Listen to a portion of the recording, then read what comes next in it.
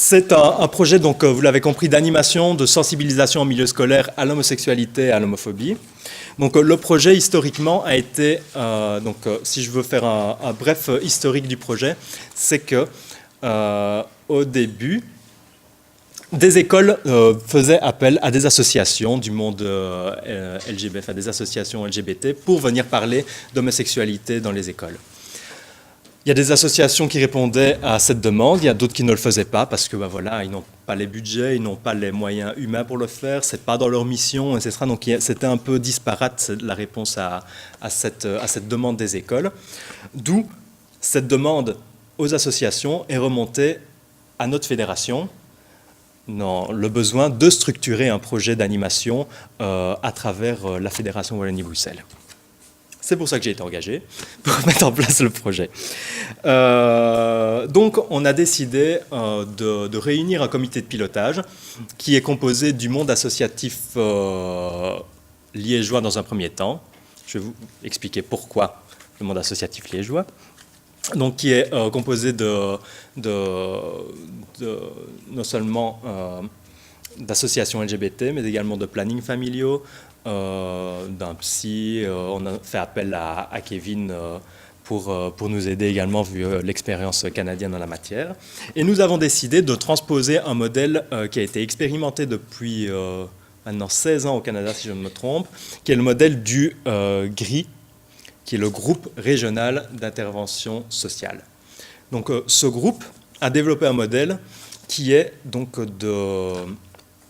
qui consiste en la visite d'un gay, d'une lesbienne ou d'une bisexuelle dans une classe pour faire du témoignage, du récit de soi et répondre aux interrogations des étudiants sur l'homosexualité et la bisexualité. Donc en gros, le gay, la lesbienne ou le ou la bi se rendent dans la classe, se présente en quelques mots, explique quelques ressources d'associations, de planning familiaux, etc., qui existent autour de chez eux s'ils ont encore des questions après l'animation, et puis peuvent poser librement leurs questions à ces deux intervenants pour avoir des réponses à leurs interrogations, tout simplement. Alors les questions, ça va de quand est-ce que vous avez fait votre coming out, comment a réagi votre famille, vos amis, qu'est-ce que la Gay Pride, pourquoi est-ce qu'il y a des bars gays, mais également ça va aux pratiques sexuelles. Est-ce que tous les gays pratiquent la pénétration? Est-ce que les lesbiennes sont lesbiennes parce qu'elles n'ont pas découvert le vrai homme, etc. Donc le principe, c'est vraiment donc, de répondre à ces interrogations sur l'homosexualité et la bisexualité. Donc, comme je vous le disais, on a fait un comité de pilotage d'associations essentiellement liégeoises parce qu'on est dans une phase test. Donc, pour le moment, on développe le projet, on le teste en région liégeoise parce que voilà, la fédération est basée à Liège et en termes de facilité, voilà, c'était plus facile de le tester dans les écoles liégeoises parce qu'on connaît les écoles, on connaît les associations, etc. Dans tout réseau confondu. Voilà, dans tout réseau confondu. Donc, pour le moment, on a recruté une douzaine d'intervenants qui sont formés à parler à articuler leur débat, à articuler leur récit de vie de manière à ce qu'il soit court et qu'ils répondent le plus précisément possible à la question de l'étudiant. Donc la formation composée de 3 modules qui est du récit de soi, le premier module du récit de soi, donc découverte du sentiment amoureux, première relation, etc. Deuxième module qui est des questions générales LGBT, donc pourquoi il y a une gay pride, pourquoi il y a des bars gays, qu'est-ce qu'on y fait, etc. Et troisième module qui est les relations intimes LGBT. En fait, je dis tout le temps LGBT, mais c'est LGB, donc lesbien, gay et bi. Donc, les relations intimes, que ce soit la pénétration, etc. Hop. Voilà. Alors, le concept, comme je l'ai dit, voilà, c'est la visite d'un gay, d'une lesbienne ou d'une ou un bi dans une classe. Nous, ce qu'on fait, on rencontre le professeur avant pour réexpliquer les objectifs du projet, ce qui pourra y trouver, mais également ce qu'il n'y trouvera pas. Lors d'une animation, voilà, les animateurs se présentent, ils présentent des ressources et répondent aux questions. Voilà, où je voulais en venir, c'est également les objectifs du projet. il y a 3 gros objectifs au projet. C'est une démystification de l'homosexualité auprès des jeunes, lutter contre les stéréotypes qui sont toujours accrochés à l'homosexualité et bisexualité, et la représentation de la diversité des orientations sexuelles dans les écoles. Démystifier l'homophobie, voilà, on comprend pourquoi, parce que maintenant, toute cette zone d'ombre qu'il y a autour de l'homosexualité sont génératrices d'homophobie. C'est quand on ne connaît pas un sujet que finalement on se fait des idées fausses, et puis on en a peur, de l'inconnu. Lutter contre les stéréotypes, encore une fois, voilà, c'est le gay efféminé, la lesbienne camionneuse.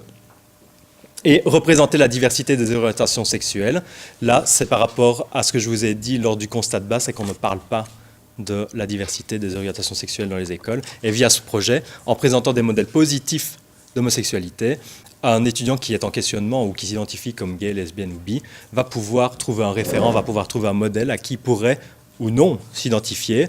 Mais on essaye le plus possible, évidemment, d'allier un homme, une femme, ou une ou un bi dans les classes, des âges différents, des parcours de vie différents pour essayer de représenter. On sait bien qu'on ne sera pas représenté en 2 personnes toute la diversité qu'il y a, mais au moins ces 2 personnes dont on n'a peut-être jamais abordé la possibilité d'avoir un parcours de vie comme ils ont eu,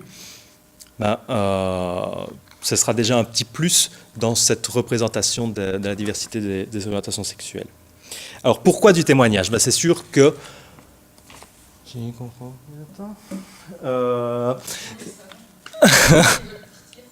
Oui, bon d'accord. Donc on est là jusqu'à 18. Alors c'est sûr... Maintenant, mais en allant un peu plus vite, j'ai sauté plein de points, donc si vous avez des questions, on en parlera après si vous avez le temps. Pourquoi du témoignage? Voilà, choix méthodologique. C'est sûr qu'il y a 10 000 façons d'intervenir dans les écoles. Soit on peut former des personnes à la déconstruction de mythes autour de l'homosexualité, soit on peut former des personnes pour parler du genre. Qu'est-ce qu'un garçon, qu'est-ce qu'une fille? À partir de là, on décompose les stéréotypes et on lutte contre l'homophobie. Nous, on a choisi le témoignage. Parce que, de un, le témoignage, ça permet une certaine personnification de l'homosexualité. Ça permet de dire ah ouais, finalement, c'est une personne comme les autres. Et une personne comme les autres qui raconte son parcours de vie, les difficultés ou non qu'elle a rencontrées, ça humanise le concept d'homosexualité, comme on a dit, et qui est un peu fourre-tout, je sais bien que le mot est mal choisi, mais qui est...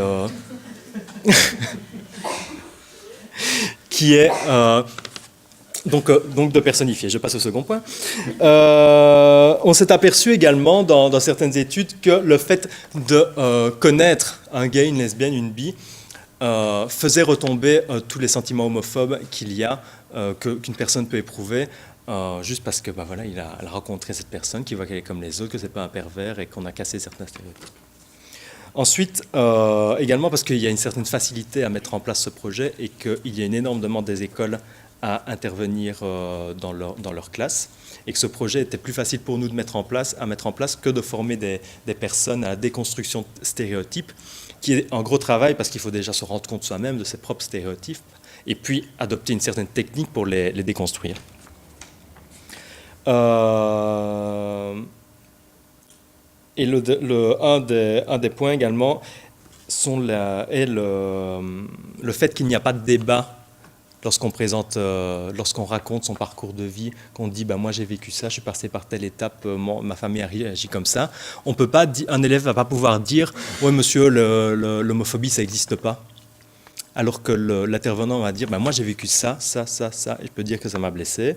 Et ça permet donc justement aux intervenants de quelque part se protéger, même s'ils vont recevoir quelques coups durs lors des animations, de ce que peuvent dire les étudiants. Mais d'un autre côté, voilà, on ne peut pas commencer à débattre dans des grands débats de société, alors qu'on fait... chaque intervenant est le professionnel de sa vie, si je peux dire, le propre expert de sa vie, donc il ne va pas y avoir de débat possible et ça les protège d'une certaine manière.